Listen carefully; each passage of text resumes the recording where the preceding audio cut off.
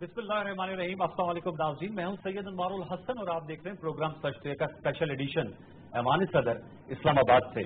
अजीन, आज की हमारी मेहमान शख्सियत हैं सदर पाकिस्तान जनाब डॉक्टर आरिफ अलवी साहब, जिनसे हम गुफ्तगू करेंगे इनके विजन के हवाले से, इनके सियासी सफर, इनकी पेशा तजर्बात, इनकी हुकूमत से मुतवक्के तवक्कुआत और बहसीयत सदर अपना किरदार और अहदाफ किस अंदाज में देखते हैं। तफसीली गुफ्तगू की इन सब्जेक्ट्स पे हम बहुत शुक्रगुजार हैं कि सदर पाकिस्तान ने अपना पहला interview, बाज़ाब्ता interview as president of Pakistan के लिए पीटीवी का इंतखाब किया। बहुत शुक्रिया कि आपने हमें वक्त दिया प्रोग्राम सजदे के लिए। डॉक्टर, 9 सितंबर को आपने अपने ओहदे का हल्फ उठाया, अब 22 दिन हो गए हैं। पाकिस्तान टेलीविजन न्यूज के व्यूअर्स को बताएंगे कि इफ यू लुक बैक, पीछे की तरफ देखते हैं, 60 की दिहाई से आप प्रैक्टिकल पॉलिटिक्स में मसरूफ अमल हैं। इलेक्शन भी आपने लड़े। जानने में चारों 1996 में पाकिस्तान तहरीक इंसाफ आपने ज्वाइन की, उनके अवलीन मेंबरान में आप शामिल होते हैं। पीटीआई की आइन साजी में भी आपका कलीदी किरदार रहा। आज अल्हम्दुलिल्लाह सदर मुमलिकत हैं। क्या कहेंगे अपने सियासी सफर के हवाले से? 60 की दहाई के अंदर जब मैं तालिब इल्म था तो उस जमाने में अयूब खान का आखिरी जमाना था और हम प्रोटेस्ट किया करते थे सड़कों पर निकल कर कि जमहूरियत आमरीत के मुकाबले में जमहूरियत बेहतर है, और मशरक़ी पाकिस्तान उस वक्त हमसे दूर हो रहा था जी। तो जब सियासत इस माना करके कि स्टूडेंट पॉलिटिक्स में मैं कोई किरदार नहीं था, मगर नेशनल पॉलिटिक्स के अक्कासी करने के एतबार से सड़कों में फिरता रहा और टीयर गैसिंग खाता रहा और गोली भी खाई मैंने। अच्छा। उसके बाद फिर 70 के इलेक्शन के अंदर मैंने कोशिश की, एक जफर अहमद अंसारी साहब मैंने बने थे और कराची से जीए मदनी साहब, तो उनका पोलिंग एजेंट भी मैं बना 1970 में। फिर 77 के बाद मैंने बाकायदा काम करना शुरू किया और फिर 96 में पार्टी बनने से पहले मैंने अखबार में पढ़ा कि इमरान खान साहब पार्टी बनाना चाहते हैं। अच्छा। तो मैं लाहौर उनसे मिलने गया, तो एक मुलाकात हुई। फिर उसके बाद जब जैसे ही पार्टी बनी तो पहले 2-3 मेंबरान जो कराची से पार्टी के जिम्मेदार बनाए गए और बने, मैं था उनमें से। और फिर उस वक्त से लेकर आज तक जब तक मैं सदर बना तो सेंट्रल एग्जीक्यूटिव कमेटी या कोर कमेटी के अंदर जब से मौजूद रहा, आइन साजी के अंदर भी पार्टी के किरदार अदा किया, सेक्रेटरी जनरल रहा 6-7 साल। बड़ी लंबी जद्दोजहद है, मगर वो पार्टी की जद्दोजहद अपनी जगह कहलाएगी। पाकिस्तान के लिए जद्दोजहद है, पाकिस्तान के अंदर गुर्बत मिटाने के एतबार से, पाकिस्तान के अंदर करप्शन खत्म करने के एतबार से, तो ये जद्दोजहद उसका हिस्सा है। और अगर आज मैं यहाँ पर हूँ तो ये उस सिलसिले की एक कड़ी है, मंजिल नहीं है, ये रास्ता है। उस रास्ते के अंदर एक मचान है जिसके ऊपर बैठकर मजीद काम किया जा सकता है, मगर पाकिस्तान के अंदर तब्दीली लाना असल मंजिल वो है, ये रास्ता है। ये बताएगा कि आपने अपने जो पूरा पॉलिटिकल लाइफ का अहाता किया, पीटीआई की तरफ क्या वो कशिश थी, वज़ीर-ए-आज़म इमरान खान की शख्सियत या इनका पैगाम जिसने आपको पाकिस्तान तहरीक इंसाफ की तरफ राग़िब किया? क्योंकि मैं देख रहा था कि आप माशाल्लाह प्रोफेशनल लाइफ में भी बड़ा आपने एक्सेल किया। ये नहीं कि सिर्फ आपने तो बड़े सादगी से बता दिया कि पॉलिटिक्स में माशाल्लाह आप, मैं देख रहा था डेंटिस्ट हैं, आपके वालिद साहब डेंटिस्ट रहे, आपके बच्चे सारे डेंटिस्ट हैं। इसका भी जरा पस मंजर बताएंगे कि प्योर डेंटिस्ट फैमिली, और कैसे आपने बैलेंस किया अपनी पॉलिटिक्स और प्रोफेशनल लाइफ को? असल में जैसे लोग तालीम हासिल करते हैं ना, तो तालीम इसलिए भी हासिल की जाती है कि रोजी अपनी कहाँ से कमाएंगे। उस एतबार से मैं इधर प्रोफेशनल लाइफ में आया और प्रोफेशनल लाइफ में भी बड़ी मेहनत करता रहा कि मास्टर्स किया मैंने 2 अमेरिका में जाकर, फिर एक फेलोशिप होती है जो हाईएस्ट पॉसिबल फेलोशिप हो सकती है, डिप्लोमेट कहलाते हैं अमेरिकन बोर्ड्स के, वो हासिल की। मगर जो परेशानी रोजाना अखबार पढ़कर, जो परेशानी रोजाना के वाकयात सुनकर, जो परेशानी करप्शन के हवाले से कि मुल्क को घुन की तरह खा गए, ये तकलीफ मेरी शुरू से थी। मुझे आज तक ये यकीन है कि जब मशरक़ी पाकिस्तान हमसे अलहदा हुआ तो मैं ये महसूस करता था कि ये इस वजह से अलहदा नहीं हुआ कि मगरबी पाकिस्तान ने एक्सप्लॉइट किया या पंजाब ने किसी खित्ते को एक्सप्लॉइट किया, बल्कि इस वजह से कि उनके चोर उनके साथ रहे, जब अलग भी हो गया हमारे चोर हमारे साथ रहे, दोनों मुल्कों के अंदर वही कैफियत जारी रही। तो वो असल में करप्शन की बैटल जो थी, जो मुझे इस तरफ लाती रही, और ये उम्मीद और ये ख्याल कि पाकिस्तान सारे ज़खायर से लबरेज है, पाकिस्तान के अवाम بہت محنتی لوگ ہیں. یہ کانفیڈنس ہمیشہ رہا تو وہ اس کے اوپر تسلی نہیں ہوتی تھی. جب میں ایوب خان کے خلاف سڑکوں پر آتا تھا تو میرے کلاس فیلوز مجھ سے یہ کہتے تھے کہ یار تم ایوب خان کے علاوہ تمہیں کوئی اچھا آدمی نہیں ملے گا پھر. تو میں ان سے کہتا تھا کہ جب بھی 10 کروڑ آبادی تھی مشرقی پاکستان اور مغربی پاکستان کی، جب بھی مجھے امید تھی کہ کیسے ہو سکتا ہے کہ اتنی بڑی آبادی کے اندر اچھے لوگ نہ ہو، تو وہ جستجو وہ کام میرے خیال سے قوموں کی تاریخ میں اسی طرح سے محنتیں ہوتی رہتی ہیں اور سب مل کر پھر اس کو اٹھاتے ہیں. اور مجھے بڑی سخت امید ہے، قوی امید ہے، اللہ تعالیٰ پر پورا بھروسہ ہے کہ انشاءاللہ پاکستان کی تقدیر بدلے گی. آمین. اس پہ آتے ہیں سر، جو آپ کا جو ویژن ہے، آپ نے چونکہ پارلیمان کے سال کے آغاز پہ ایز پریزیڈنٹ پہلا خطاب تھا جوائنٹ سیشن سے، لیکن میں چاہوں گا تھوڑا سا ہمارے ویورز کو ضرور بتائے گا کہ ساری ڈینٹسٹ فیملی ہے، تو یہ والد صاحب یہ کوئی مطلب کہ نصیحت ہی والد صاحب کی آپ کو کہ آپ بھی ڈینٹسٹ بنے، پھر آپ بھی اپنے بچوں کو، یہ حسن اتفاق ہے کیا وجہ سے؟ بڑی عجیب سی بات ہے جناب. میرے والد صاحب گھڑی سازی بھی اچھی جانتے تھے. اچھا. اور ڈینٹسٹ بھی تھے. اس زمانے میں فارمل ٹریننگ نہیں ہوتی تھی، ہے نا، انفارملی لگا کر سیکھا جاتا تھا. اور وہ بہت بڑے ڈینٹسٹ تھے ماشاءاللہ. مولانا محمد علی جوہر کے بھی ڈینٹسٹ تھے، مولانا شوکت علی کے بھی ڈینٹسٹ تھے. اور ان کا ایک کارڈ ہوتا تھا، میرے پاس نہیں، وہ اس میں وہ لسٹ کرتے تھے اس کارڈ کے پیچھے کہ کس کس کی ڈینٹسٹ رہے. جواہر لال نہرو کے بھی ڈینٹسٹ رہے، ان کے خطوط بھی ان کے پاس آتے رہتے تھے. تو میں نے تو ان کو فالو کیا اپنی اولاد کے اندر. جب ان کو خیال تھا کہ کیا کریں گے، تو ایک کے علاوہ میں نے سب کو ڈسکریج بھی کیا کہ بھائی ذرا سی ورائٹی ہونی چاہیے. اچھا. مگر سب کا شوق اسی پیشے کے اعتبار سے رہا. ایک اچھا پیشہ ہے تو لہذا سب ڈینٹسٹ بھی بنے. مگر یہ کہ میں سمجھتا ہوں کہ جو سیاست کی تکلیف تھی وہ ایسا ہے کہ جیسے روزی کے ساتھ ساتھ چلتی رہے. حالات کی تکلیف، روزمرہ غریب سڑک پر نظر آئے، جو بھیک مانگتے ہیں، جو بچیاں سڑکوں پر ہوتی ہیں، جب ان کو میں دیکھتا رہتا ہوں تو ابھی تک مجھے یہ خیال ہوتا ہے کہ ان کے ساتھ کیا بیتے گی، کیا بیتتی ہوگی. وہ جو بچیاں، چھوٹی چھوٹی بچیاں ہے نا، کیا بیتتی ہوگی. کیا کہیں لوگ کہتے ہیں کہ یہ پروفیشن ہے، پھر مجھے لگتا ہے کہ یار یہ کیسی کیفیت ہے کہ میرے بچے تو اس طرح سے دھوپ کے اندر کھڑے نہیں ہو سکتے جس طرح سے یہ کھڑے. ضرور کوئی ضرورت، کوئی پریشانی، اور یہ صرف عکاسی کرتی ہے کہ اندر کیا حال ہے. یہ سڑکوں پر ہمیں نظر آ جاتے ہیں، کچھ پروفیشنلز بھی ہیں، بس سڑکوں پر نظر آ جاتے ہیں. ملک کی تقدیر کو بہتر کرنا جو ہے یہ ایک جستجو ہے انسانیت کی جو چلتی رہے گی. اور ہم اپنے ملک کے اعتبار سے اس کو جب دیکھتے ہیں تو میں سمجھتا ہوں کہ اب مجھے امید ہے انشاءاللہ تبدیلی اور بہت بڑی چینج ہے. جی جناب صدر، چونکہ اب آپ نے تبدیلی کی بھی بات کی اور تحریک انصاف کی حکومت ہے، وزیر اعظم عمران خان صاحب ہیں، خطاب کی طرف آتے ہیں. آپ نے اپنے خطاب، میں بھی وہاں موجود تھا اس دن پریس گیلری میں، آپ نے کہا کہ پاکستان کا سب سے بڑا مسئلہ جو آپ کی گفتگو سے بھی بالکل واضح ہے، گروہی مفادات اور کرپشن ہے. جاننا میں چاہ رہا ہوں کہ اس کا خاتمہ کہاں تک ممکن ہے، کیونکہ یہ بات ہم اکثر سنتے رہے ہیں کہ کرپشن کا خاتمہ کرنا چاہیے. اس حوالے سے ماضی کے تناظر میں دیکھیں تو بہت سے اسٹیپس بھی لیے گئے لیکن وہ نتیجہ خیز ثابت نہیں ہوتے. میں جاننا چاہ رہا ہوں پولیٹیکل ول ہے اس حکومت؟ نہیں، پولیٹیکل ول کے علاوہ آپ پہلے یہ بات سمجھ لیں کہ کرپشن نبیوں کے زمانے میں بھی بالکل ختم نہیں ہوا. کیونکہ سزائیں ملتی رہیں. سزائیں تو اسی وجہ سے ملتی رہیں کہ ہوگا جبھی تو سزا ملی. مگر یہ کہ کوشش کی جاتی ہے کہ معاشرے میں یہ عیب اور یہ برائی کم سے کم رہے. اچھا، اب آپ یہ بتائیے کہ اگر کوئی آدمی چوری نہیں کرے گا تو کیوں نہیں کرے گا؟ نمبر ایک تو یہ کہ اس کو خدا خوفی ہو، لہذا مذہب کا بہت بڑا رول ہوتا ہے کہ اس کو خوف ہے اس بات کا کہ اس کو سزا ملے گی. نمبر دو یہ کہ اس کو اس بات کا خوف ہو کہ معاشرہ کیا کہے گا. تیسرے یہ کہ اس کو اس بات کا خوف ہو کہ قانون ہے موجود اور قانون مجھے پکڑے گا. چوتھے یہ کہ اس کو اس بات کا خوف ہو کہ قانون پکڑے گا بھی اور پھر مجھے سزا دے گا. اور پانچویں یہ کہ سارے جو کلچر ہوتا ہے نا، جو جیسے مثال کے طور پر میں آپ کو 2 مثالیں دیتا ہوں کہ جاپان میں سونامی آیا، اس کے اندر آپ نے دیکھا کہ لوگ لائنیں لگائے رہے، ایک بوتل پانی کے لیے جناب 100 آدمی مگر لائن میں لگے رہے. کہیں ایک اور جگہ سیلاب آیا نیو اورلینز میں، 2006 کی بات ہے. اس زمانے کے اندر ہم نے یہ دیکھا کہ لوگوں نے توڑ کر جو دکانیں تھیں ان سے پیسہ، وہ چیزیں چرائیں بھی.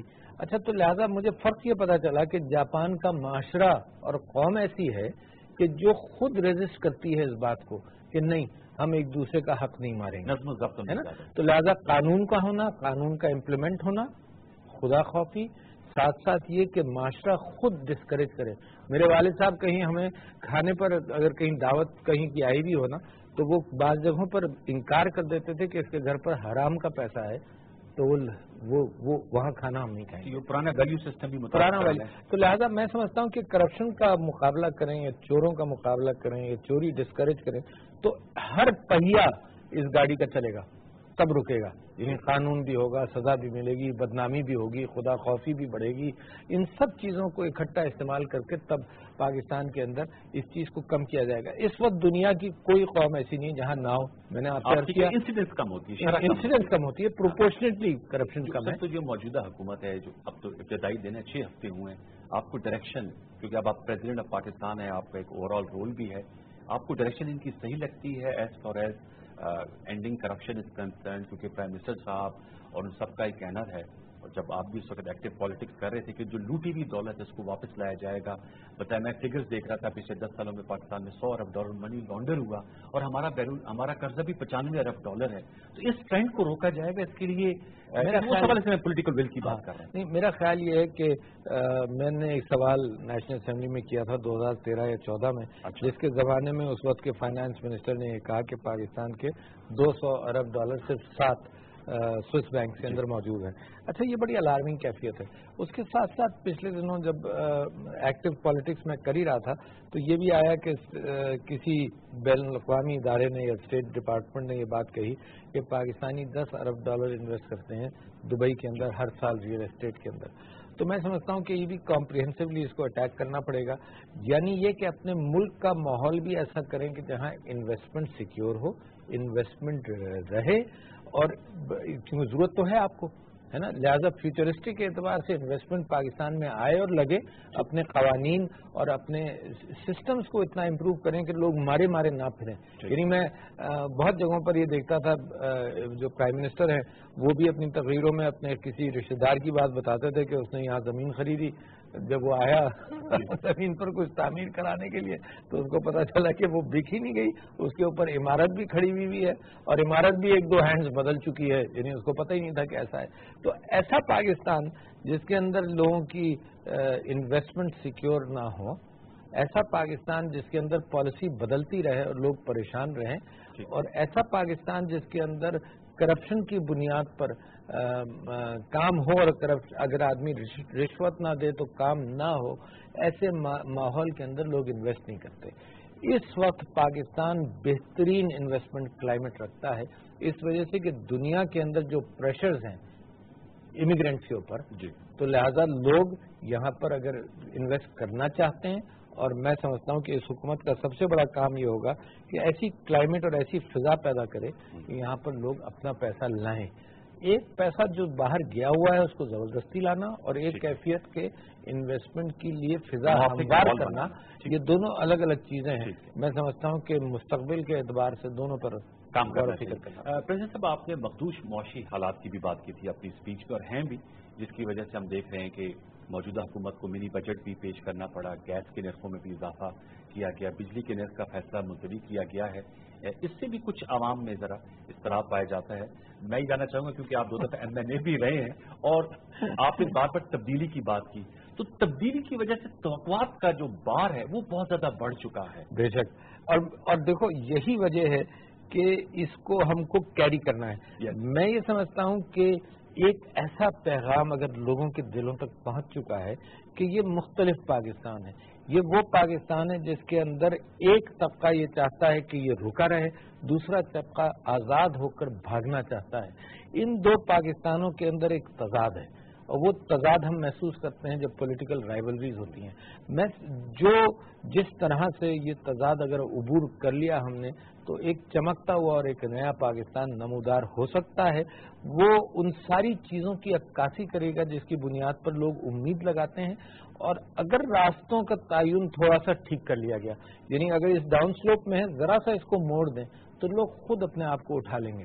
یعنی یہ ہر چیز کے لیے حکومت کی پالیسی، اور ہر چیز کے لیے یہ ضروری نہیں ہے کہ حکومت کچھ کرے اور کروائے، مگر یہ کہ ڈائریکشن اگر بدل دے تو اس قوم میں اتنی طاقت ہے اور اتنا انلائٹنمنٹ ہے کہ یہ خود اپنے آپ کو اٹھا لے گی. تو میں تو بہت پر امید ہوں. صرف جب حالات کو دیکھتا ہوں تو یہ جو چند سال، یہ پہلا سال یہ جب حکومت آئی ہے، اس کو پریشانی کے ساتھ نمٹنا پڑے گا. وہ پریشانی یہ ہے کہ ڈار اور انرشیا جو ہمیں گھسیٹ رہا ہے پیچھے، وہی میں نے کہا آپ کو، ایک پرانا پاکستان ہے جو اس کو بٹھاتا رہے گا، اور ایک نیا پاکستان ہے جس کے اندر یہ ولولہ انگیزی پیدا کریں گے. لہذا امید کے ساتھ ساتھ اس بات کا امکان ہے کہ اپنے حالات کو بہتر کرنے کے لیے ٹائٹ ماحول سے گزرنا بھی پڑے گا. یعنی جو بیلنس آف پیمنٹس کا حال ہے، جو کرنٹ اکاؤنٹ ڈیفیسٹ ہے، جو ٹریڈ ڈیفیسٹ ہے نا، اور جو قرضے اتارنے ہیں، تو یہ بوجھ بہت بڑا ہے.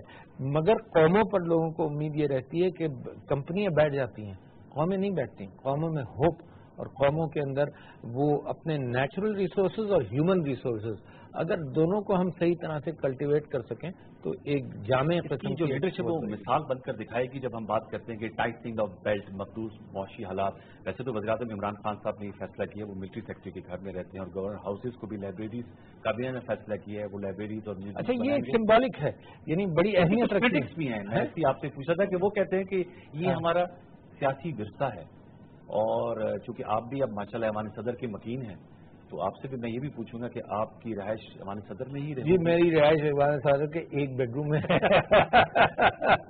ایک بیڈ روم میں ہے. اور میں تو پارلیمنٹری لاجز میں رہنا چاہتا تھا، اور میں نے یہی درخواست کی تھی، اور میں نے باقاعدہ خط لکھا اسپیکر صاحب کو اس اعتبار سے. پہلے وہ کہتے تھے کہ اب تم ایم این اے نہیں ہو، نہیں رہ سکتے، تو میں نے ایک باقاعدہ خط لکھا کہ نہیں، آئین ڈسکرائب کرتا ہے پارلیمنٹ کو کہ صدر پاکستان، سینیٹ اور نیشنل اسمبلی، لہذا میرا حق ہے. مگر انہوں نے لکھا کہ یہاں 300 لوگ اور رہتے ہیں، ہر ایک کی سیکیورٹی کا مسئلہ یہ ہوگا کہ ہر ایک کے مہمان آئیں گے، ہر ایک کی گاڑی آئے گی، ہر ایک کا سودا آئے گا، ہر ایک پریشان ہوگا اور برا بھلا کہے گا. تو وہ نہیں، تو وہ میری جو خواہش تھی وہ پوری نہیں ہو سکی. پھر وہ ہوا کہ جو منسٹرز انکلیو ہے وہاں جائیں، تو ہمارے لوگوں نے جب ایسٹیمیٹ لگایا تو انہوں نے کہا کہ 12 کروڑ روپیہ ایکسٹرا خرچ ہوگا وہاں سیکیورٹی پرووائڈ کرنے کے اعتبار سے، اور یہ سب کچھ. تو لہذا میں یہاں کے ایک بیڈ روم میں منتقل ہو گیا ہوں. سمبولک، لیکن آپ نے کہا یہ میسج ہے قوم کو، اس کو اس طرح لینا چاہیے کہ ہمارے گورنر، پرائم منسٹر، اگر وہ پرائم منسٹر صاحب چھوٹے گھر میں رہ رہے ہیں، اس کا ایک سمبولک میسج ہے. جی، اور ہم نے یہاں پر سارے جو باقی جو مکانیت تھی اس کو بند کر دیا یہاں پر ہے نا ایوان صدر میں، اور ایک بیڈ روم میں فی الحال میں مقیم ہوں. میں سمجھتا ہوں کہ یہ ہے سمبولک. اچھا، سمبولک کس معنی کر کے کہ میں پیروی نہیں کر سکتا. اتنے بڑے بڑے اکابرین اسلامی تاریخ میں گزرے ہیں، ان کی مثال تو دے سکتا ہوں مگر اس کی پیروی نہیں کر سکتا. کہ لوگ امانت دار تھے، لوگ امین تھے، لوگ کیونکہ یہ امانت قوم کی ہے، اس کے خرچے کے اعتبار سے بھی احتیاط کرتے تھے، اور یہ دکھانا یہ مقصد ہوتا تھا.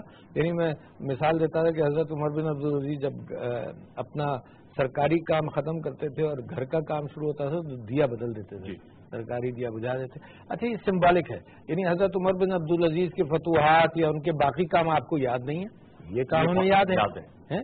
تو یہ اسی معنی کر کے ہے کہ اس امانت داری کا اگر حکومتیں خیال کریں گی اور لوگ خیال کریں گے اور عہدیدار اس بات کا خیال کریں گے، تو پھر عام آدمی بھی یہ سوچ سکتا ہے کہ اس کو بھی ان چیزوں کا خیال کرنا پڑے گا. ذمہ داری ہماری ہے، ذمہ داری عام آدمی کی نہیں ہے.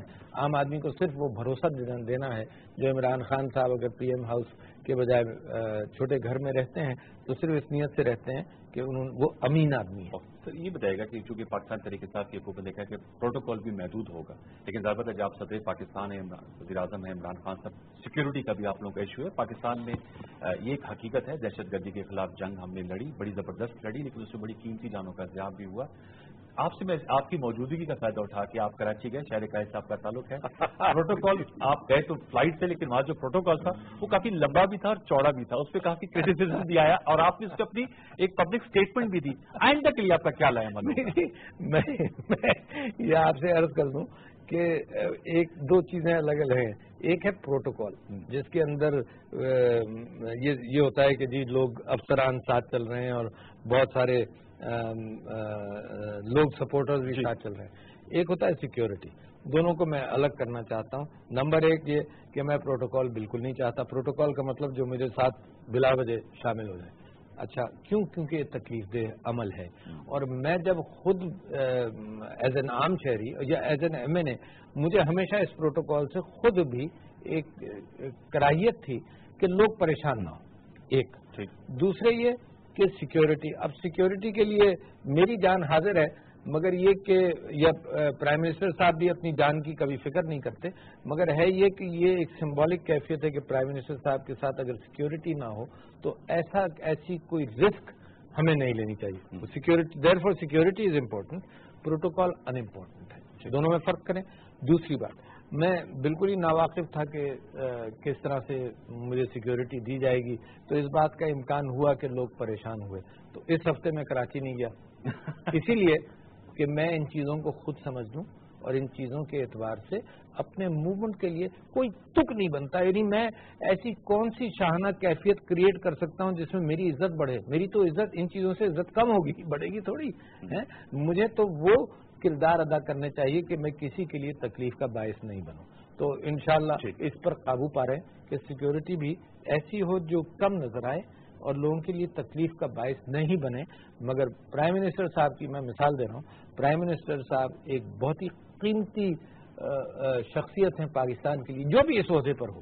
مطلب میں تو جب پہلے بھی اسمبلی میں تھا تب بھی میری تقریریں موجود ہیں کہ میں کہتا تھا کہ prime minister of Pakistan and the president of Pakistan ان کی سیکیورٹی کے خلاف میں کوئی بات نہیں کرتا، مگر یہ کہ لوگوں کو اس سیکیورٹی سے تکلیف نہ ہو. That's the difference and I want to میں اپالوجائز بھی کرتا ہوں لوگوں سے جو پریشان ہوئے اور یا ہوں گے بعد میں آئندہ کبھی، مگر کوشش کرتا رہوں گا کہ یہ کیفیت پیدا نہ ہو. ویل سیڈ سر. اب سر میں تھوڑا سا چاہوں گا کہ چونکہ آپ کا تعلق بھی کراچی کی بات ہو رہی، پاکستان کا فائنینشیل ہب ہے، کاسموپولیٹن سٹی ہے، لیکن گو نہ گو مسائل ہیں. پانی کا بہت بڑا مسائل ہیں بھائی. سر پانی کا ہے، کچرے کا ایشو ہے. پھر وہ 10 سالہ بچی جو عمر جو اسٹریٹ بلیٹ کا شکار ہوئی، میں دیکھ رہا تھا آپ ان کے گھر بھی گئے کنڈولنسز کے لیے. ان کی والدہ کا کافی لمبا لیٹر بھی تھا. سسٹمز کے فیلئر سے انہوں نے بات کی.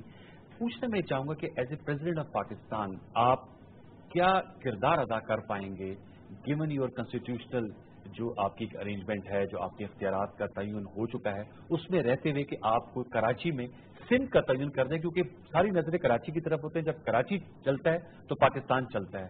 یہ جو مسائل ان کا کوئی حل ہو سکے گا؟ کیونکہ سوال ذرا طویل ہو رہا ہے. آپ سے قبل بھی جو صدر پاکستان تھے ان کا تعلق بھی کراچی سے تھا، ان سے جو پیچھے تھے سابق صدر آصف زرداری صاحب وہ بھی کراچی سے ہی تھے.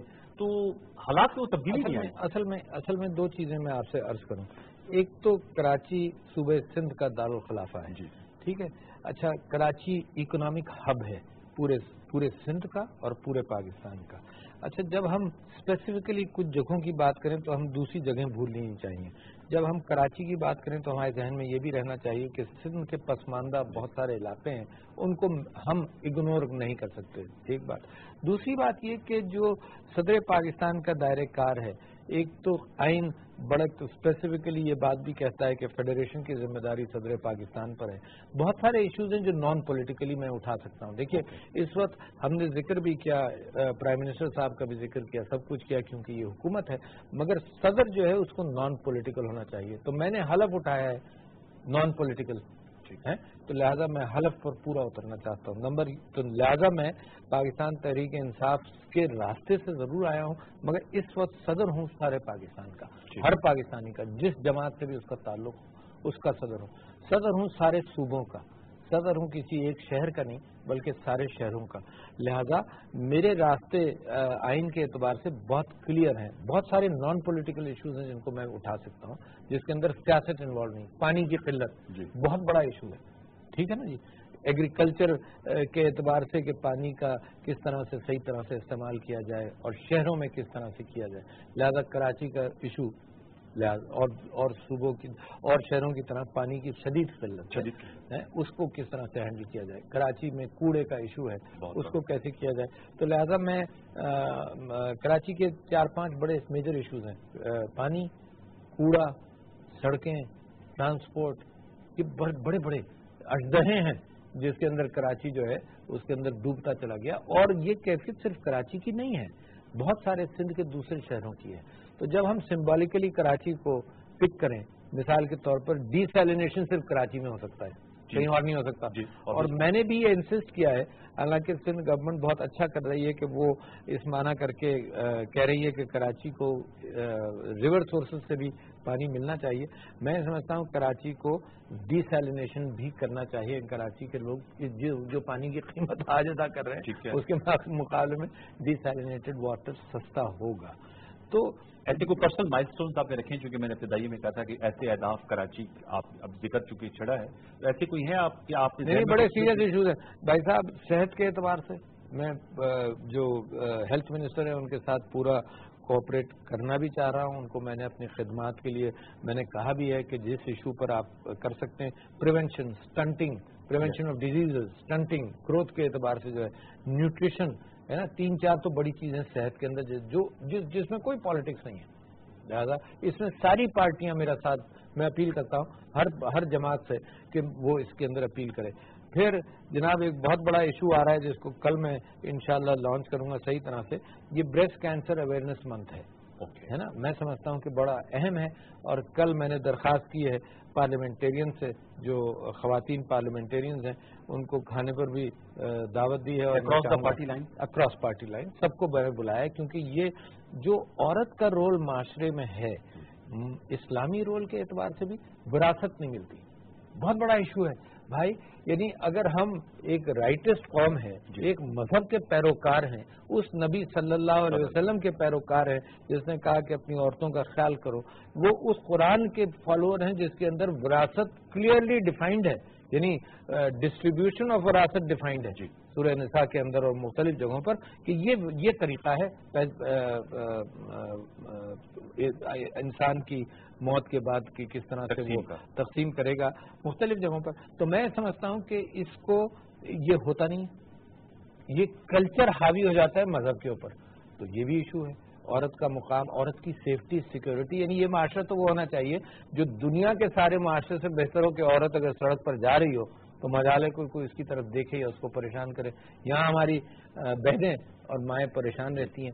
تو وہ اچھا معاشرہ قائم کرنے کی ضرورت ہے جس کے اندر ایک بہت بڑا طبقہ جو 51 یا 52% ہے آبادی کا اس کو ملے. تو یہ بے انتہا ایریاز ہیں. پانی میں نے آپ سے ذکر کیا، صحت میں نے آپ سے ذکر کیا، یہ عورت کے اعتبار سے آپ نے ذکر کیا. پارلیمنٹیرینز کو بلایا تو جناب صدر تمام سیاسی جماعتوں کے ساتھ انگیج بھی اپنے آپ کو رکھیں گے، کیونکہ یہ پہلا قدم ہے. یہ پہلا قدم ہے.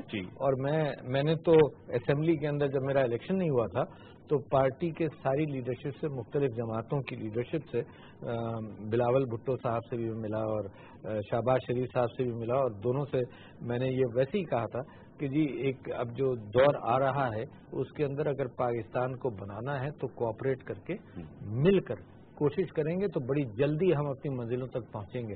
اچھا، ایک ٹرسٹ فیکٹر ہے. یعنی میں سمجھتا ہوں کہ گورنمنٹ اور اپوزیشن کے اندر ایک ٹرسٹ فیکٹر ہے. وہ ٹرسٹ فیکٹر بھی اسٹیبلش ہونا چاہیے. اپوزیشن کو اور گورنمنٹ کو دونوں کو یہ دیکھنا چاہیے کہ کیا کام ایسے کریں جس کے اندر پاکستان کا ذاتیات کے اوپر اگر لگے رہیں گے تو اس کے خلاف یہ مقدمہ ہے، اس کے خلاف یہ مقدمہ ہے. اس سے ہٹ کر میں سمجھتا ہوں قومی ایجنڈا ہونا چاہیے. ملک جب ہی بنے گا جب قومی ایجنڈے کی بنیاد پر یہ اشتراک کریں، آپ اشتراک کیا جائے. یہ سر بتائیے گا کہ اوبیسلی ایوان صدر میں ہم اس وقت موجود ہیں. ہم اگر ماضی قریب بھی جائیں، جب آصف زرداری صاحب صدر تھے تو سارے فیصلے پیپلز پارٹی کے یہیں پر ہوتے تھے کیونکہ وہ چیئرمین بھی تھے. اس کے بعد پھر چیف جسٹس صاحب کی، اس وقت کے چیف جسٹس صاحب کی رولنگ بھی آگے کہ پارٹی کے یہاں پر اجلاس نہیں ہو سکتے. پھر ان کے بعد دیکھے ممنون حسین صاحب، وہ سارے فیصلے وزارت وزیر اعظم ہاؤس میں ہوتے تھے کہ نواز شریف صاحب اس وقت پرائم منسٹر تھے. تو ایک وہ دور دیکھا صدارت کا، ایک دوسرا دور تھا. یہ جو ڈاکٹر عارف علی صاحب کا ایوان صدر میں موجودگی اور جو دور ہے وہ کس طرح مختلف اور منفرد ہوگا صاحب کا ادوار سے؟ یہ میں کہہ نہیں سکتا کیونکہ میں کسی سے کمپیئر نہیں کرنا چاہتا. میں سمجھتا ہوں کہ جو فیصلے یہاں نہیں ہوں گے. اچھا ہے نا، یہ ایگزیکٹو ہے نہیں ادارہ. فیصلے ہوں گے پرائم منسٹر سیکریٹریٹ میں. ٹھیک ہے نا. مگر جو چیزیں میرے ہاں آئیں گی فیصلے کے لیے، یعنی صدر کا بھی رول ہے کچھ فیصلوں میں، یونیورسٹیز کے اعتبار سے ہے، بہت ساری چیزوں کے اندر ہے، بہت سارے اشتراک کے اندر، جیسے میں نے اپنے آپ کو آفر کیا ہوا ہے کہ بہت ساری منسٹریز کے ساتھ میں مل کر، ہیلتھ منسٹری ہے، پانی کی منسٹری ہے، بہت ساری منسٹریز کے ساتھ میں مل کر کام کرنا چاہتا ہوں. تو میں یہ ایگزیکٹو پریسیڈنسی نہیں ہے، ایک سمبولک پریسیڈنسی ہے but with a big role. یعنی میں اس قانون کے دائرے، آئین کے دائرے میں رہتے ہوئے بے انتہا کام ہے، اور وہ گولز جو قوم کے گولز ہیں وہ میں لے کر چل سکتا ہوں، جس کے اندر قوم کی ڈائریکشن کا یا سوچ کے اعتبار سے ان کی آگہی کے لیے اہمیت رکھتی ہیں چیزیں، وہ میں لے کر چل سکتا ہوں. میں یہ جانتا ہوں صحت کے اعتبار سے کہ 100 روپے علاج پہ خرچ ہوں اور 1 روپیہ علاج سے بچنے کے لیے خرچ ہو، وہ زیادہ اہم ہوتا ہے. یہ پیسے بچتے ہیں، بیماریاں بچتی ہیں. یہ بہت سارے روز ہیں جن کے اندر زندگی بھر میں گزارتا رہا ہوں اور ابھی بھی گزارتا رہوں گا. تعلیم کا معاملہ ہے، کتنا ضروری ہے کہ تعلیم عام ہو، کتنا ضروری ہے کہ ہمارے ہاں کے بچوں کو روزگار ملے، کتنا ضروری ہے کہ یہ انسکلڈ لیبر جو ہم باہر بھیجتے ہیں اس کے مقابلے میں اسکلڈ لوگ ہوں. تو وہ جو صرف کام ہے بوجھ اٹھانے کے اعتبار سے جو انسکلڈ لیبر کرتی ہے، تو انٹلیکچوئل بوجھ اٹھائے تو اس کی اپنی روزی بھی بہتر ہوگی اور قوم کی نیشنل پروڈکٹ کے اعتبار سے، جی این پی کے اعتبار سے وہ بھی بہتر ہوگا، خوشحالی کا دور آئے گا. تو بڑا یعنی اچھا وقت ہے کہ اس وقت پاکستان بدلے گا اور بدل رہا ہے، اور دنیا کے پاکستانی جو ہیں وہ پاکستان کی طرف دیکھ رہے ہیں. میرے لیے سب سے بڑی مشکل اس وقت یہ ہے کہ ہزاروں لوگ مجھے خط لکھ رہے ہیں اچھا باہر سے کہ میں کرنا چاہتا ہوں، میں کچھ کروں. تو لہذا میں اگلے 1 مہینے کے اندر کوئی ایسی کوشش کروں گا کہ جس کے اندر ان سب کو کوئی راستے ان کو دیے بھی جائیں، ان کو گائیڈنس بھی دی جائے، متعین راستے نکلیے جائے تاکہ وہ چینلائز ہو سکے. چینلائز ہو. تو اس وقت ایک سیلاب ہے جو پاکستان کے لیے کرنا چاہتا ہے، اس سیلاب کو صحیح ڈائریکشن میں لگانا اس حکومت کا کام ہے، اور میں بھی اس میں کوشش کرتا رہوں گا. کلیدی آپ اس میں اپنا کردار ادا کرتے رہیں گے. تھوڑا سا میں چاہوں گا فارن پالیسی کے حوالے سے، پاکستان کیونکہ آپ سپریم کمانڈر بھی ہیں ایز پریزیڈنٹ آف پاکستان، اور ہماری آرم فورسز کی جو قربانیوں کا سلسلہ ہے وہ تاحال جاری ہے. ہم نے بہت سے کامیاب آپریشن کیے ہیں، لیکن اس کے باوجود دہشت گردی کی کمر تو توڑ دی ہے، لیکن اس طرح کے واقعات ہوتے ہیں. ہم نے دیکھا کہ آپ کہیں بھی، آپ نے وزٹ بھی کیے، شہداء کی فیملیز کے ساتھ اظہار یکجہتی بھی کیا. جناب صدر، بھارت بھی، آپ نے اپنی تقریر میں بھی ذکر کیا تھا کہ تمام ہمسایوں کے ساتھ اچھے تعلقات کے ہم خواہاں ہیں، لیکن بھارت کی جانب سے ایک جنگی جنون کا انہوں نے سما کریٹ کیا ہوا ہے. اور پہلے انہوں نے پرائم منسٹر عمران خان صاحب کی جو دعوت تھی اس پہ ملاقات بھی طے کر لی نیو یارک میں، اس میں پھر خود ہی بیک آؤٹ کر دی، اور انہوں نے ہیلے بہانے بنائے کہ ان کی کچھ سولجرز کی باڈیز کو میوٹیلیٹ کیا گیا تھا. پھر مظفر بانی صاحب کو کچھ ٹکٹ جاری کر دیا گیا. اب اتوار کو ہمارے جو آزاد کشمیر کے پرائم منسٹر ہیں ان کے ہیلی کاپٹر پہ بھی فائرنگ کی گئی. آپ سے میں جاننا چاہ رہا ہوں کہ آپ کا کیا ویژن کیا ہے فارن پالیسی میں، آپ کے نزدیک وے فارورڈ کیا ہونا چاہیے؟ چاہے وہ آج ہمارے وزیر خارجہ شاہ محمود قریشی صاحب کی ملاقات بھی طے ہے، امریکی وزیر خارجہ مائک پومپیو صاحب سے، پاک امریکہ تعلقات بھی بڑی اہم جہت رکھتے ہیں ہماری خارجہ پالیسی میں. آپ کا ویژن کیا فارن پالیسی کیا؟ ایک تو ایک ڈگنیٹی کے ساتھ زندہ رہنا ہے، ڈگنیٹی بڑی اہم ہے. اچھا، میں عارف الوی اگر کہیں ٹریول کر رہا ہوں مثال کے طور پر، اس کی تلاشی لے لی جائے، سب کچھ ہو، مجھے کوئی اعتراض نہیں.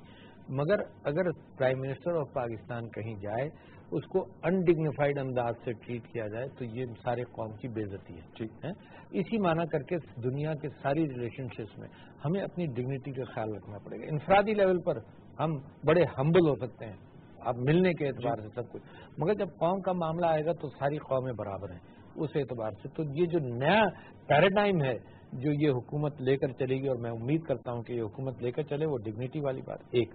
دوسرے یہ کہ میں بڑا اس معاملے میں کنونسڈ ہوں کہ جو اینٹی ٹیررزم کے اعتبار سے میری فوج کا کردار رہا ہے وہ دنیا میں انوکھا ہے. اس وقت دنیا پاکستان سے سیکھ سکتی ہے.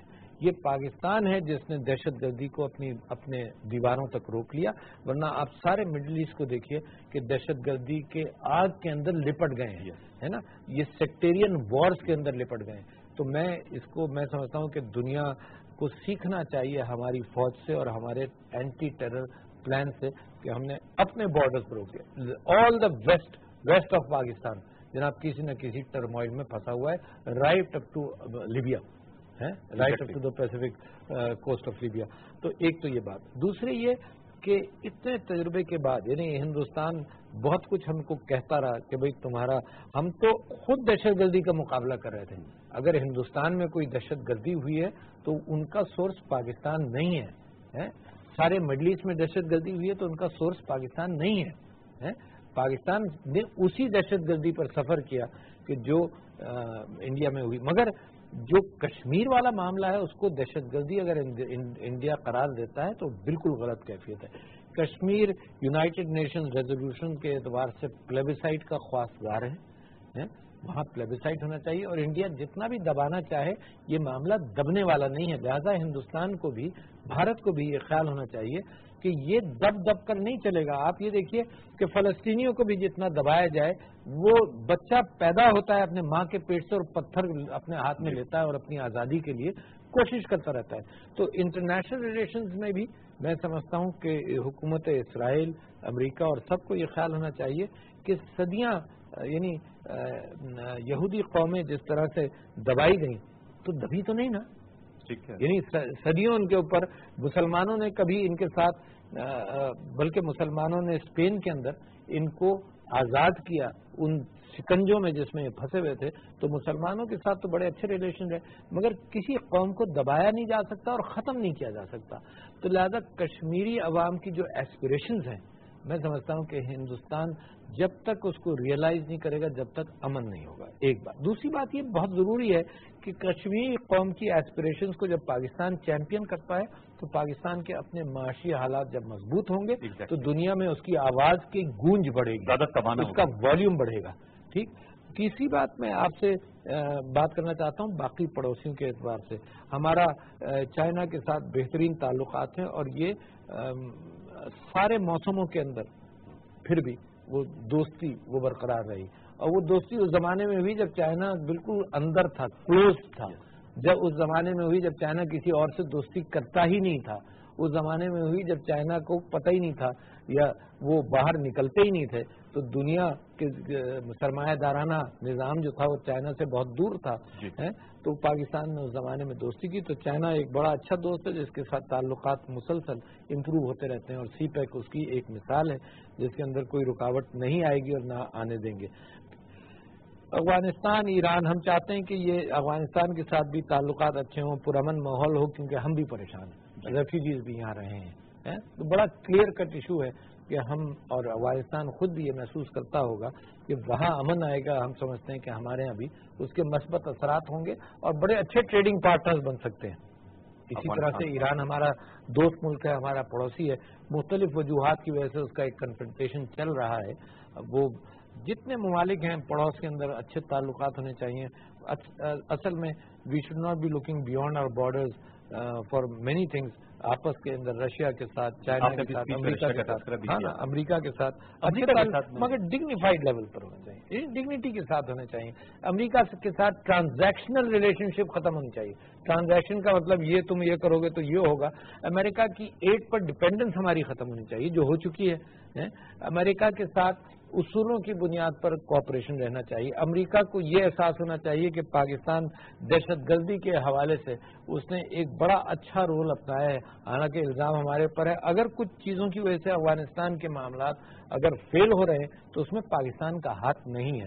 میں آپ سے جاننا چاہوں گا کہ جو ہمارا بیانیہ ہے، آپ سمجھتے ہیں اس میں بھی ذرا تبدیلی کی ضرورت ہے کہ ہمارا جو نیریٹو ہے اس کی پذیرائی نہیں ہوتی اقوام عالم میں اس طرح جیسے ہونی چاہیے. جو قربانیاں پاکستان نے دی، جن کا آپ نے احاطہ کیا، وہ اس بیانیے میں کچھ تبدیلی لانے کی ضرورت ہے کہ ہم انٹرنیشنل فورا پہ جاتے ہیں، اپنی بات بھی کرتے ہیں، لیکن جو بھارت کا پروپیگنڈا ہے وہ معاشی وجوہات کی وجہ سے زیادہ اپیلنگ ہے. جو ہماری ویسٹرن بگ پاورز ہیں وہ اس حوالے سے کسی وجہ سے میں سمجھتا ہوں کہ دنیا ایک ایسے دور سے گزر رہی ہے جس کے اندر بڑی بڑی قوموں کو سپریس کیا گیا ہے. یعنی پورے مڈل ایسٹ کی آپ کیفیت دیکھ لیں، اس کے اندر دہشت گردی کو ایک دہشت گردی جس کی ہم مذمت کرتے ہیں وہ اپنی طرف، مگر فلسطین مثال کے طور پر اس کو حل نہیں کریں اور باقی چیزوں کے اندر پھر لوگوں کا ری ایکشن ویسے ہی رہتا ہے. مسلمانوں کا ری ایکشن جو ہے نا، مسلمان حضور اکرم صلی اللہ علیہ وسلم کی حدیث کے اعتبار سے ایک مضبوط امت ہے، ٹھیک ہے نا, ایک رسی ہے جی جس کے اندر سب شاید مغرب کو احساس نہیں ہوتا ہے اس بات کا, مگر ایک رسی ہے تو جب ایک جگہ کہیں تکلیف ہوتی ہے تو ہر جگہ تکلیف ہوتی ہے. دہشت گردی اس کا سلوشن نہیں ہے. میں سمجھتا ہوں کہ اس کا سلوشن یہی ہے کہ پیسفل اسٹرگل ہو. اس کا سلوشن یہ ہے کہ اپنے معاشی حالات ہم بہتر کریں تو ہماری آواز بہتر ہوتی ہے. اور اس کا سلوشن یہ ہے کہ جو سپر پاورز ہیں ان کو بھی احساس ہو کہ اصولوں کی بنیاد پر, انسانیت کی بنیاد پر معاملات حل کیے جائیں. اور پاکستان یہ رول پلے کرنا چاہتا ہے. پاکستان نہ دہشت گردی ایکسپورٹ کرتا ہے, نہ اس نے ایکسپورٹ کی ہے. پاکستان کے ساتھ ساری ممالک انوالو تھے جب وہ افغانستان کو آپ آزاد کرا دے تو 70 کی دہائی میں اور 80 کی دہائی میں, تو سارے ممالک انوالو تھے. تو میں بڑا اچھا فیوچر دیکھنا چاہتا ہوں پاکستان کی فارن پالیسی. اور میں سمجھتا ہوں کہ جو ہمارے منسٹر ہیں Shah Mahmood Qureshi is a natural leader in the matter of foreign affairs, تو وہ پالیسی اچھی رہے گی. یہ سب بتائیے گا کہ کچھ انیشیٹو بھی شروع کیے ہیں. میں ایز اے پریزیڈنٹ آپ کی انپٹ لینا چاہوں گا. ڈیم, اور ڈیم ہماری بڑا اہم ضرورت ہے. چیف جسٹس صاحب نے ڈیم فنڈ قائم کیا, اس میں خطی رقم بھی آئی. پرائم منسٹر عمران خان صاحب نے بھی ان کے ساتھ جو ہے وہ اب ایڈ آن کر دیا ہے. وہ سپریم کورٹ اور پرائم منسٹر آفس کا ڈیم فنڈ ہے. آپ سمجھتے ہیں یہ ڈونیشن اتنے آ جائیں گے اور ہم یہ ڈیم بنا لیں گے؟ اسے بتائیے کہ اس پہ مختلف آراء سامنے آ رہی ہے, آپ کی میں ضرور رائے لینا چاہوں گا. اور اس میں as a president of Pakistan آپ بھی کوئی فعال کردار ادا کر سکتے ہیں کہ ہم اتنی ڈونیشن اکٹھی کر لیں کہ جو ہمارے لیے اتنا وائٹل ہے ڈیم کا قیام, اس پہ کام تو شروع ہو. جی, میں ایک تو آپ یہ سمجھیے کہ پانی کی ایک قلت ہے.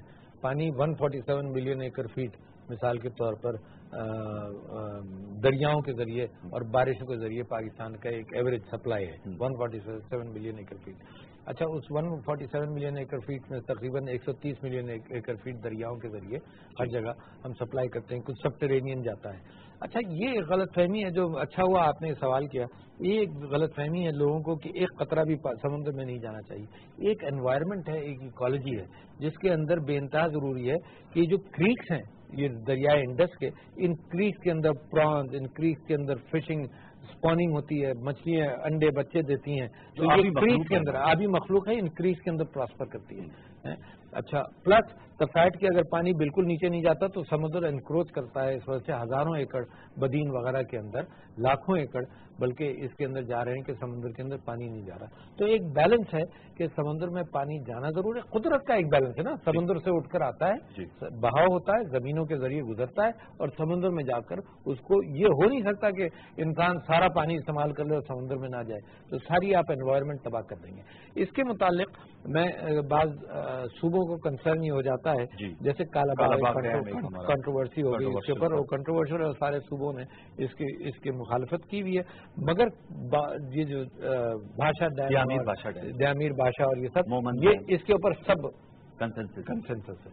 لہذا اس ڈیم کے اوپر اگر پبلک سے اپیل کی جاتی ہے تو دو اپیلیں ہوتی ہیں. دیکھیے, مذہب کے اندر ایک زکوٰۃ اور ایک خیرات ہے. زکوٰۃ از اے ٹیکس کمپلسری, خیرات از اے والنٹری ایفرٹ, ہے نا کہ تم کرو. اسی طرح سے پاکستان کے اندر جب عوام سے آپ اپیل کرتے ہیں, شوکت خانم کے لیے اپیل ہوتی رہی, ایدھی صاحب اپیل کرتے رہے, بڑے بڑے کار خیر پاکستان کے اندر گزرے ہیں, لوگ بے انتہا کام کرتے ہیں, لوگوں کو بھروسہ ہو جائے تو وہ دیتے بھی ہیں. تو لہٰذا میں یہ کہہ رہا ہوں کہ یہ جو عوام سے اپیل ہے یہ بھی ایک اچھا طریقہ ہے کہ عوام کو ایک پارٹیسپیشن ہو. اور جو میں پرائم منسٹر صاحب کی ایک بات میں سن رہا تھا, انہوں نے اپنے لیے ایک ٹارگٹ متعین کیا ہوا ہے کہ اس ڈیم کے شروعات کے اعتبار سے 30 ارب روپے سالانہ وہ اکٹھا کرتے رہیں, تو کم سے کم ایک شروعات ہوگی, معیشت بہتر ہوگی, ہم گورنمنٹ منی بھی اس میں لگائیں گے. ظاہر ہے احتیاط سے یہ سارا پاکستان ایک ایک چیز بنتی ہے عوام کے پیسے سے. ایک ایک چیز, یہ ڈیم بنے گا تو یہ بھی عوام کے پیسے سے بنے گا. صرف فرق کیا ہے, ایک ٹیکسیشن ہے جو کمپلسری ہے اور ایک خیرات ہے جو والنٹری ہے. بنے گا یہ عوام کے پیسے سے, کسی اور ہونی چاہیے. ہاں, جو بہت سی سیاسی ناقدین کہتے ہیں کہ یہ عوام سے لیا جا رہا ہے, عوام سے ہی لیا جائے گا, اور یہ بنے گا, ملک اور قوم بناتے ہی عوام ہے, تو یہ بنے گا عوام کے ہی پیسے سے. مگر ایک مختلف راؤٹس ہیں جن کو استعمال کر احتیاط بھی ہوں گے, اس میں ٹیکسیشن بھی ہوگا. آپ یہ دیکھیے کہ پاکستان کی ایک ایک اینٹ عوام نے لے کی ہے. یہ قرضہ جو ہم اتارتے ہیں نا, اس کے اندر کرپشن کے بھی بوجھ آ جاتا ہے, مگر یہ سارا قرضہ جو ہے یہ پاکستانی بچہ مقروض ہے. ان ساری اینٹوں کا, ان ساری عمارتوں کا جو پاکستان میں بنی ہے, तो ये पाकिस्तान है, पाकिस्तानियों ने बनाया, किसी और का इसमें एक ढेला भी नहीं है। सर टुवर्ड्स द एंड मैं आपसे थोड़ा से जरा निजी सवाल भी, बड़ी भरपूर सियासी जिंदगी गुजारी है, तो डॉक्टर साहब आप चूंकि आप सदर हैं और ये पॉलिटिकल ऑफिस है, तो कैसा महसूस होता है from a very vibrant politician doctor Arif Alvi to a very sober and A political president, ये ट्रांजिशन आपको कैसी लगी 22 दिन में? नहीं फर्क नहीं महसूस हो रहा? बड़ा, वो तो बड़ी वाइब्रेंट जिंदगी है कि जब वोट लेने के लिए जनाब रिक्शे भी हमने चलाए, लोगों को ये कहा कि भाई इन सब लोगों की बेहतरी होनी चाहिए, तालीम के लिए मेहनत की, पानी के लिए मेहनत की। मैं समझता हूँ कि ये जो पोजीशन है, ये शायद मैं पहले जिक्र कर चुका हूँ, ये मंजिल नहीं थी, एक रास्ता है ना। यहाँ पर मैंने इसके लिए कभी कोशिश नहीं की है, ये तो इत्तेफाक से ये वक्त की कैफियत है, अल्लाह का एहसान है कि उसने जिम्मेदारी पर डाल दिया। और मैं दुआ करता हूँ कि वो वही है जो मेरी मदद करेगा, और लोगों से भी कहता हूँ कि मेरे लिए दुआ करें कि इसके अंदर जितना बेहतरीन काम मैं कर सकूं तो मैं कर लूंगा। तो इतनी ही वाइब्रेंट है जितनी वो वाइब्रेंसी थी ना। अब मैं लोगों से मिल नहीं सकता क्योंकि सिक्योरिटी के खतरात हो जाते हैं, ये होगा वो होगा, मगर फिर भी मेरी कोशिश यही रहेगी कि जो उनकी तकालीफ के एतबार से जो मैं देखता, जिंदगी भर देखता आया हूँ और नजर आता है, उसी के हल की जुस्तजू करता रहूं, तो उतनी ही वाइब्रेंट है, उससे ज्यादा जिम्मेदारी है, उससे ज्यादा वहाँ जवाबदेही है। क्योंकि वो हजरत अबू बकर का कौल था ना कि काश में तिनका होता तो मुझे जवाब नहीं देना पड़ता। अल्लाह की बारगाह में जाकर हजरत अबू बकर का ख्याल ये था कि अगर तिनका होता तो मुझसे कोई अल्लाह जवाब नहीं देता, वो मैं बानी के बहाव के तहत बहता गया। मगर जब जिम्मेदारी आती है तो उतनी बड़ी जवाबदेही आती है। तो अवाम से ज्यादा बड़ी जिम्मेदारी, बहुत बड़ी जिम्मेदारी वहां पर है कि अपना हक अदा कर, जो मेरे बस में है उतना ही कर सकता हूँ, उससे ज्यादा नहीं कर सकता। जितनी अकल उसने दी है उतनी ही मैं मेहनत कर सकता हूँ, जितनी जान उसने दी है उतनी ही मैं लगा सकता हूँ। आपकी रूटीन होती है as a president? Ji hectic होती है। अच्छा। और हेक्टिक बननी चाहिए, क्योंकि अभी तो जरा समझ रहा हूँ ना। आपने कहा था ना कि मैं ऐसा सदर नहीं हूँगा जो सिर्फ महदूद हो, जो ऐवान सदर में। तो मैं इसी जानना चाह रहा था कि आपके जो स्केड्यूल होता है वो as a president of Pakistan बहुत एक्टिव, मार्जिन ऑफ वर्क बहुत ज्यादा है, बहुत ज्यादा है। और अपने लिए आप खुद से ये स्पेस क्रिएट करेंगे, गुंजाइश मौजूद थी, जितनी गुंजाइश मौजूद है, गुंजाइश आइन की किताब में भी मौजूद है और गुंजाइश हर एतबार से मौजूद है काम करने की, कोई लिमिट नहीं है। मैं जितनी भी मेहनत करूं कम है, तो गुंजाइश बहुत है। सुनना चाहूं तो सो भी सकता हूं मगर मेहनत बहुत कर सकता हूं। बहुत शुक्रिया, we wish you God speed जी, बहुत शुक्रिया। व्यूअर्स, हमने खुसूसी गुफ्तगू की सदर पाकिस्तान डॉक्टर आरिफ अलवी साहब से, आपने उनके ख्यालात सुने। अपना फीडबैक हमें जरूर दीजिएगा प्रोग्राम सजते के फेसबुक और ट्विटर हैंडल पे। तब तक के लिए मुझे सैयद अनवारुल हसन और पूरी प्रोडक्शन टीम को ऐवान सदर इस्लामाबाद से इजाजत दीजिए। अल्लाह के बाद।